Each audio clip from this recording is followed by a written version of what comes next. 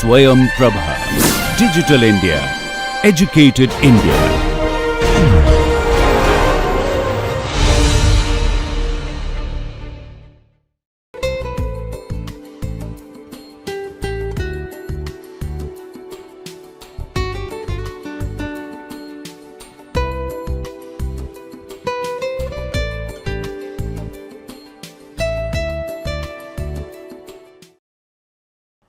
I welcome to 11th lecture regarding technology transfer through strategic alliance and joint venture.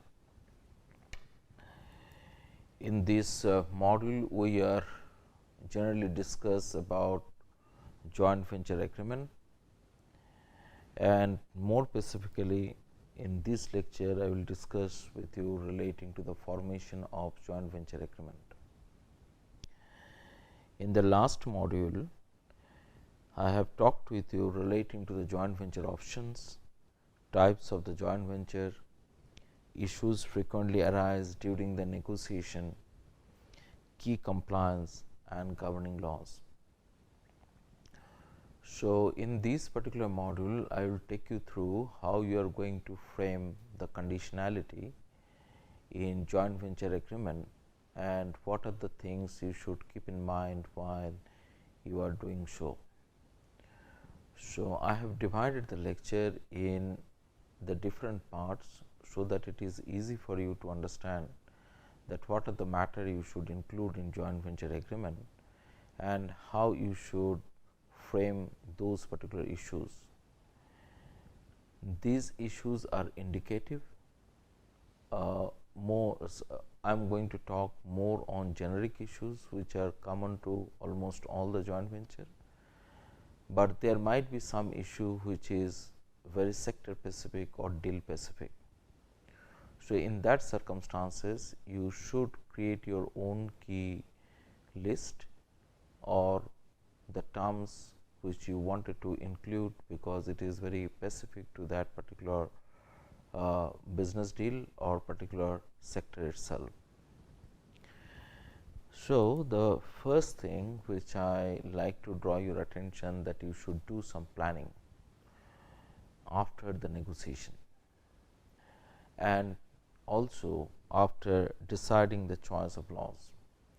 Now, this planning in somewhere in internal in nature, because you need to take this understanding in or develop this understanding within the venture firms, that means those who are promoting this particular venture. And I believe I have told you before also that in case of the joint venture, it can be 2 venturers or it can be even more than 2 venturers. So, whatever the number of venturers in that particular joint venture, they should do kind of own preparation before they really go for framing the conditionalities of the agreement. So, the first thing which I will request you to do is defining the scope. In defining the scope, you should talk about what are the activities that the joint venture presently intended to or refrain from doing. This is very important because, as I have told you, that if you are bringing the outcome of the joint venture as a company, then in that case you need to specify that what are the matter it should include within the objective clause of the company. Now, if you are not incorporating a company, if you are simply going with some other business form like partnership or limited liability partnership, then in that cases also it is advisable that you should have some kind of defined activity list. And if you are again going for the cooperatives or society, then you might require to even spell out that what are the objective of this particular organization. Now, defining the objectives is also important, because it might so happen the co-venturers, that means the companies who are promoting or the partners who are promoting this particular joint venture, they might be doing the business in related domain. So, you should be careful that while you are defining the activities of the joint venture, it should not going to have a conflict with the existing business of the venturers. Now, then you need to talk about the corporate opportunities. Corporate opportunities mainly to restrict or to remodel, like if you think that, well, the joint venture company or the joint venture organization is going to do a certain thing, then it is advisable that the venturers or the people who are doing the business on a particular domain, they should restrain themselves from carrying that particular business. Now, this matter also differs in the types of the joint venture, like if you are doing the joint venture with the foreign partners, or if you are doing inbound or outbound joint venture, transnational or national joint venture, then in that case situation might be different. But in that case, there might also be a restriction relating to the export right, which I have explained in my last lecture. Like your venturers might do the same kind of a product or manufacture same kind of product in another market, and they are interested to manufacture the same product in this new market where they have found a partner for the joint venture. Now, if that is the circumstances, then they might potentially restrain the venture company or venture organization not to export the same product in the market where they are manufacturing in that particular product. So, when we are talking about the corporate opportunity, we are basically talking about the boundary conditions which the venture companies or venture partners, as well as the joint venture firm which is coming out of this particular joint venture company, you will going to define very carefully. Now, the next issue is that if you are generating any intellectual property, or if you are transferring any core technology, then how you are going to transfer that? Are you going to license that particular technology to the venture company, or you are giving it some kind of a proprietary right to the venture company? And then what will be outcome once if this particular venture company is developed further intellectual property on that particular issue? So, these or if new property has been developed, then who will have a right over that particular property? So, these particular issues need to be further defined, because otherwise at the time of the exit, or if one of the partner want to reduce his ownership or the capital in a venture, then in that case these might be one of the issues for a dispute. So, I will advise to you that you should give a clarity or define this particular matter clearly on the issues of intellectual property, and that is somewhere planning you need to do before you really hit on framing the conditionalities or the terms of contract of the joint venture agreement. Now, the next issues which you should define in the planning itself is there any intercorporate agreement that will require a permission for joint venture operations. That means, if you have taken some kind of loan from somebody, or the debtor has some kind of a negative right created over activities of the venture organizations, then in that circumstances there might be a clauses wherein it says that if the company or if the firm is going for any joint venture, then they need to take a necessary permission from the debtors or the creditors or the bank or the financial institution from where they are taking the loan.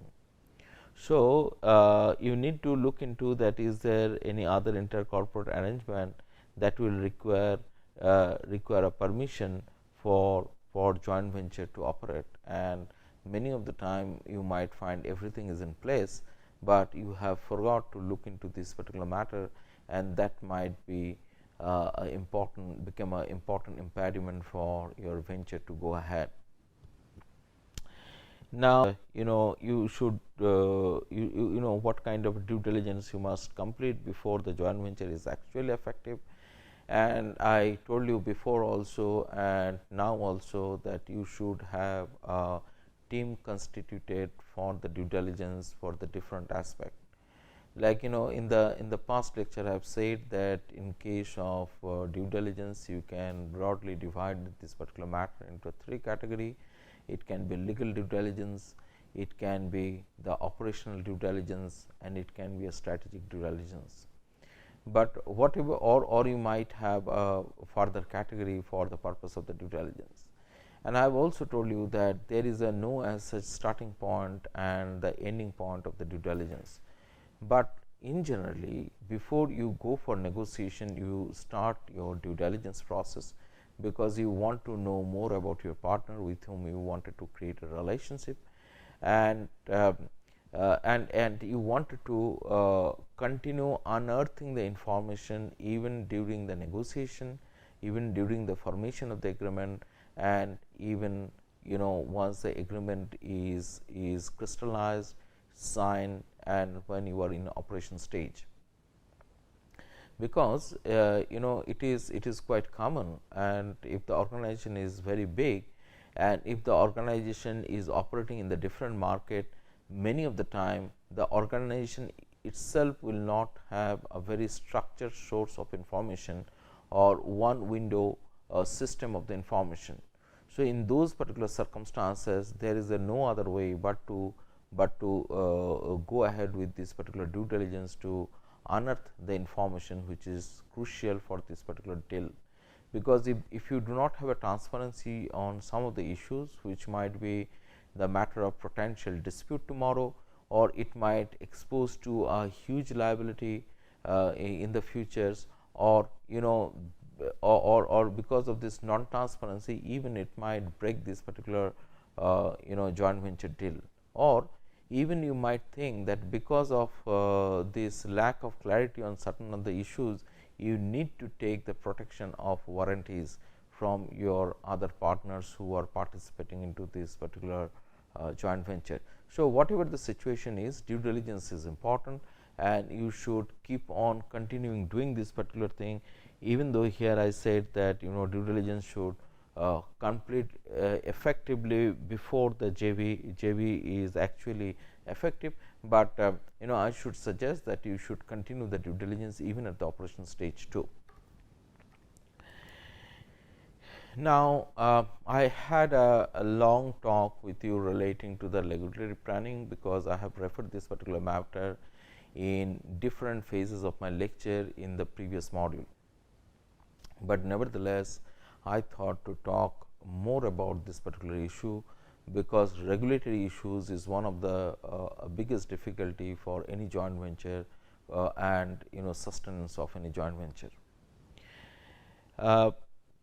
You should be careful about that what can be anticipated change in the regulatory issues, and this is very crucial when there is a change in the government, when there is a restructuring in the government itself, in the different ministries, or if there is any important event happen within a country relating to passing of the legislation or one or other thing. So, in those particular circumstances, you should always calculate that if there is a kind of a change happen in hard law as well as the soft law, or in the regulatory frame, or even in the policy, or even in the guideline, then what kind of a impact it might have, or potentially what kind of a impact it might have on the joint venture. And these issues may be clubbed like industry specific regulatory issues, general foreign ownership, it might be relating to the antitrust or the competition issues, it might be relating to export control issues, so much so forth. but this list is not exhaustive.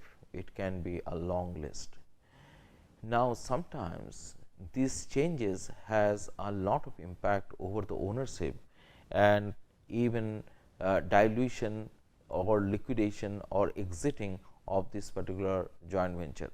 Like there might be a change relating to the general foreign ownership all of a sudden, or a government decided that they will promote more indigenous companies in a particular domain, and they will ask all the joint venture companies foreign partner to reduce their stake, and it has happened in India before. Like in 1970s, you will find there is a many example of this kind of foreign policy changes. So if you get kind of intimation before, or if you can have a potential hunch for this kind of a changes, or you get kind of a filler from the market or maybe regulator or some other places, you should also have your plan B relating to these particular issues, because it might ask you to dilute your stake. And if you want to dilute, then in that case, what are the route you are going to take it through? Should you sell your stake to your existing venturer or the partner? If your partner is not interested to take your stake, what are the options available with you to sell that particular thing, or how you are going to do that? And why I am telling this particular thing, this exit or dilution, or for that matter the liquidation right, should be spelled out specifically in agreement itself. Because if it is not provided in the agreement itself, and if you are having a particular type of organization, then in that case it might create a difficulty. Like, let me give you example. If your joint venture agreement led to incorporation of a private limited company, then in that case law provides kind of a protection to a partner or to the promoter of a private limited company, that if somebody is diluting a stake, then he should be offered first, because there is a kind of a preemptory right is exist in that case. So in those particular circumstances, unless you define this what should happen in these particular circumstances in AOA, you might find a potential difficulty even to dilute. Or sometimes even if you are diluting the stake, the general law or maybe sectoral law will state you that you really cannot take the cash back, because even though the government said that you have to dilute your stake, but they might at the same time through the other regulation might say that you cannot take the money immediately out of the market, out of the domestic market. Then in that case, what are the options available with the venturers, and how they should handle this particular scenario, or what are the parameters they should follow. It is advisable that you should decide that, and you should put it into your joint venture agreement itself. So let me take you to the next issues. Next issues is relating to the implication of joint venture on existing business. Now, once you start having a new venture, then it might potentially impact on your financial issues. Like when you are making an investment in a new venture, then you need to show that what is this type of investment.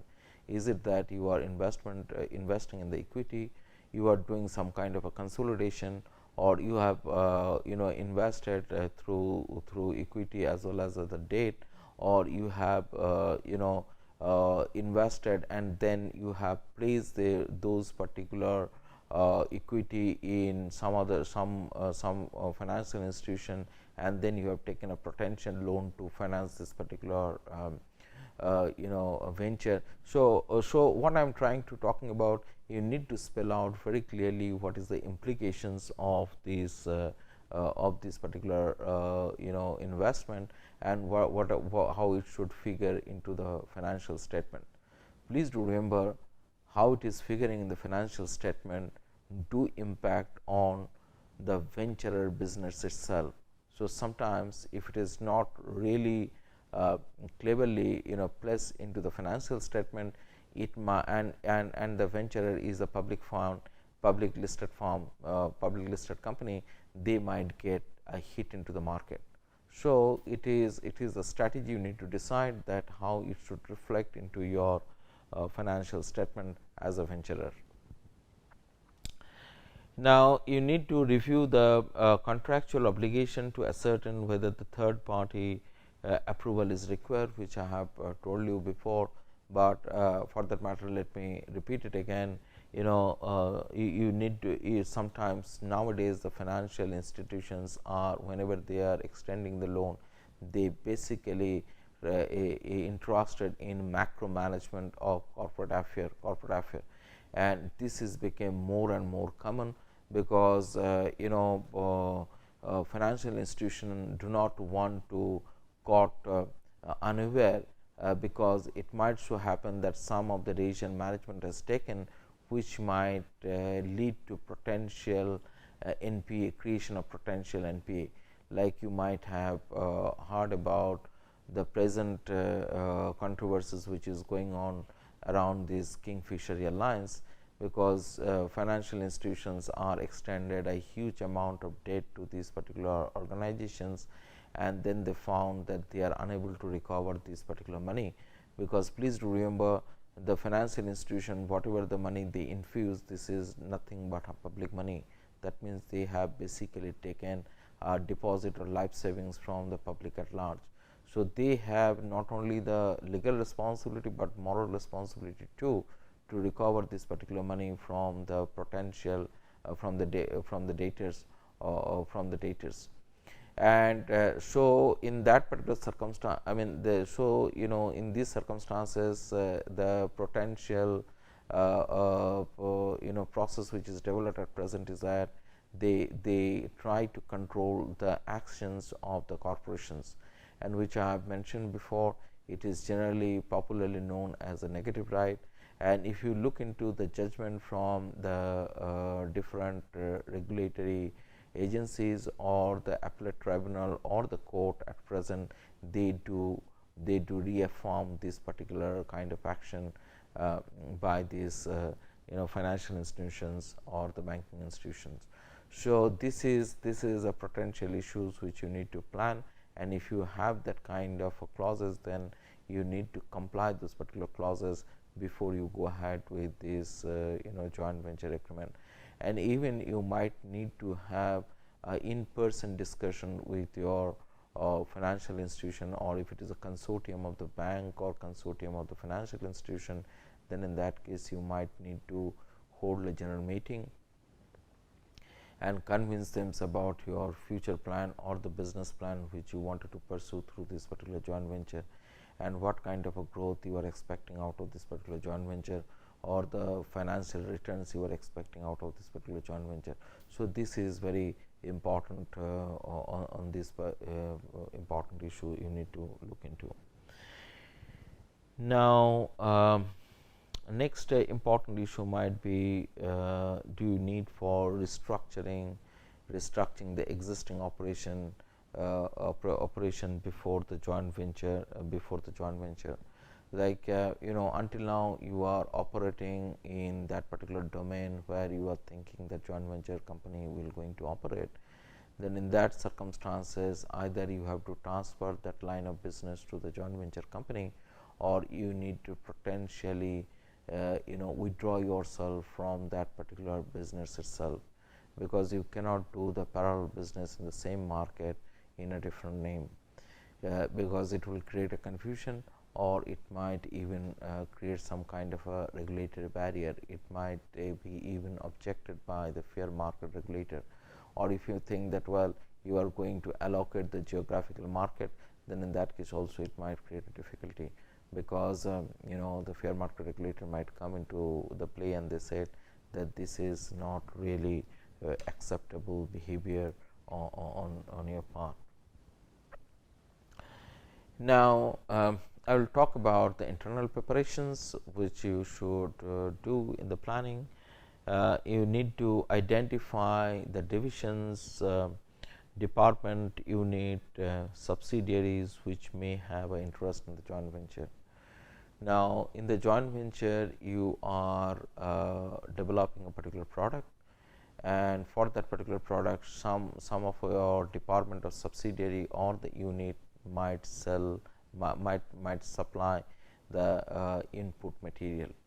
So, your own department, that means the venturer's own department or subsidiary, might be interested in the joint venture, and if they show in what are the issues in that, you need to identify that, and then you have to adequately protect the interest into the joint venture agreement itself, joint venture agreement itself.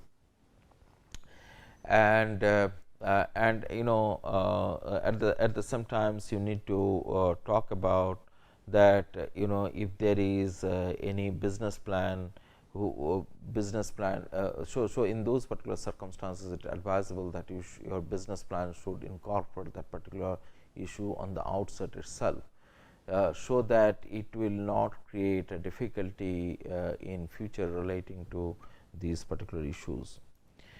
Now, I have talked with you relating to the confidential agreement in my previous lecture. So, you need to find out that what are the issues to be incorporated into the confidential agreement, because you are exchanging the information which you do not want that potentially should go into the public domain. And at the same time, you should also think about will you able to change this particular confidential agreement by the letter of intent, and if you do, how you should what is the procedure you should follow in doing so. Because sometimes even this, you know, confidential breaching of the confidential agreement or some information, if it is spill over to the market, then it might be a potential conflict between the venturers or the partner who are putting the joint venture. Now, I talked about the risks with you in last lectures, but nevertheless, let me structure it little more. And you know, as I have told you that regulatory risks is one of the risks. So, whatever the what of the approvals which you need to have before you start your operation, you should take that. Now, some people told me that in India more difficult thing today is to get environmental regulatory approval. So, sometimes, you know, it might take a long time, like some people were telling it might take even 2 years. So, this kind of if you find that, well, the approval takes so long time, it might upset any venture. So, it is better that you should start planning this particular regulatory approval along, or what type of procedure you should follow, who will take the responsibility of taking the regulatory approval. It should be, you know, planned properly, or maybe will be part of your joint venture agreement itself. Now, you need to disclose all the informations if you are planning that you are going to put up the joint venture as a public company, because there is a lot many disclosure you need to do if you are incorporating a public company. And if it is a public listed company, then in that circumstances you need to keep the information not only to the you know, usual process of incorporation, but you need to keep a continuous disclosure into the stock market. And this process is now well defined, and before you start doing the business, you need to go for lot of disclosure, not only under the listing agreement, but under the several regulatory law which you are subjected to. So, it is advisable to do the checklist and see that who is going to take this particular responsibility, or what kind of mechanism you are going to follow to you know deliver this particular information in the public domain. Now, whether the confidential agreement can be replaced by confidential obligations, which I have told, which I have discussed in the last this thing. But you know, sometime people think that, you know, you need to have a kind of policy relating to your confidential obligation too. It is not only the non-disclosure agreement is sufficient, but if there is an infringement, then how you are going to handle that particular circumstances.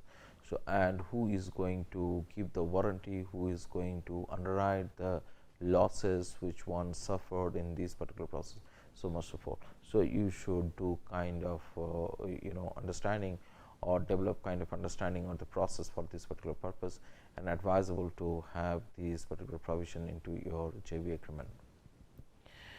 Now, whether to include a covenant on disputed subject matter, and I will suggest you should do that, because many of the time because of the disputed subject matter, it might create a potential difficulty for the new venture, because it might so happen that the dispute is running between the venturer and his creditors, and because of that there is several law are in operations, and when that particular company is further starting a joint venture, that might create a problem for the joint venture itself. So, in those particular circumstances, it is advisable that you should have a provision relating to covenant or sort of a warranty, which you should take it from the promoters of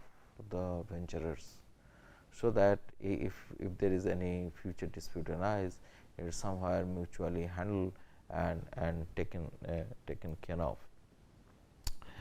So, in the parties of the joint venture, you also require to decide that who is going to be a party in the joint venture, where there is a holding company and there is a subsidiaries, and if the subsidiaries are parties in the joint venture or venturer, then in that case, what is the role of a holding company? Are they coming as a potential guarantor, or they do not have any role, or what kind of control they are going to have into this particular venture? Now, ensure the performance obligation of the parties, because many of the time parties do agree on some of the issues, then when the matter of performance comes, you will find the parties are not really delivering whatever they have agreed upon. So, there should be some mechanism relating to performance obligations.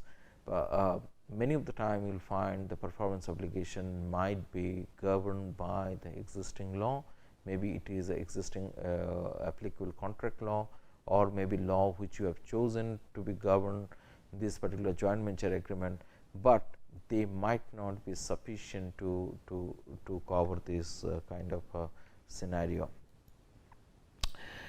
And with this, I thank you.